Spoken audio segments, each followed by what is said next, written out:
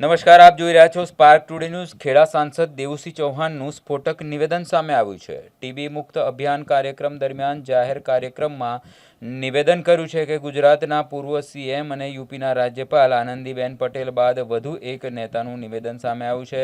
સાંસદ દેવુસિંહ ચૌહાણનું બાળ લગ્નને લઈ આંકડાકીય માહિતી સાથે સ્વીકાર કર્યું છે। રાજ્યમંત્રી સંજયસિંહ મહિડા, ધારાસભ્ય પંકજ દેસાઈ, મહેમદાવાદ ધારાસભ્ય અર્જુનસિંહ ચૌહાણની ઉપસ્થિતિમાં જ નિવેદન આપ્યું છે। સમાજ વ્યવસ્થામાં કેટલીક માન્યતાઓના કારણે સમાજ વ્યવસ્થામાં વહેલું લગ્ન થાય છે।